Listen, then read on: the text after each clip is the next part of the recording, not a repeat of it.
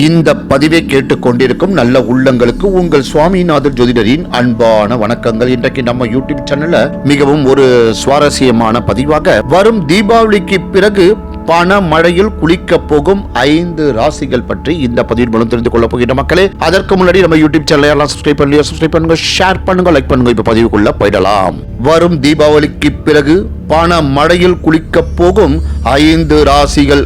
போயா போ, தீபாவளிக்கு டிரெஸ் வாங்குவதற்கு கூட திண்டாட்டமா இருக்கு, பணமழையில் குளிக்க போறாங்களாம். குளிக்க ஒழுங்கா ஓடிடு, அதுதான் உனக்கு நல்லது. உங்க மைண்ட் வாய்ஸ் இப்படின்னு கேக்குது.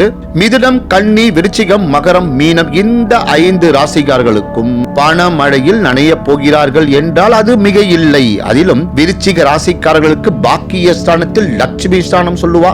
குரு உச்சம் பெற்று லக்னத்தை பார்க்க போவது என்பது மிக மிக சிறப்பான அமைப்பு.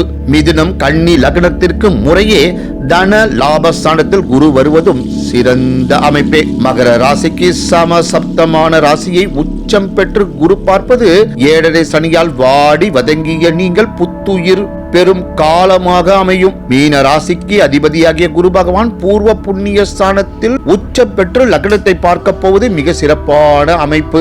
7.5 சனியால் கஷ்டப்படும் உங்களுக்கு பாலைவனத்தில் பன்னீர் சோடா கிடைத்தது போல் குழு குழுவென இருக்கும். ஜோசியரே, இது எல்லாம் எப்ப நடக்க போகுது, எப்படி, என்ன சொல்ல வரீங்க, தெளிவா சொல்லுங்க. சொல்லாம போயிடுவனா? சொல்றேன். வரும் 18/10/2025 இரவு 7:49 மணி முதல் குரு பகவான் அதிசாரமாக கடகத்தில் உச்சம் பெற இருக்கிறார். ஏறக்குறைய 50 நாட்கள், அதாவது 5/12/2025 மாலை 5:23 வரை நீங்கள் பணமழையில் குளிக்கப் போகிறீர்கள் என்பது உண்மை.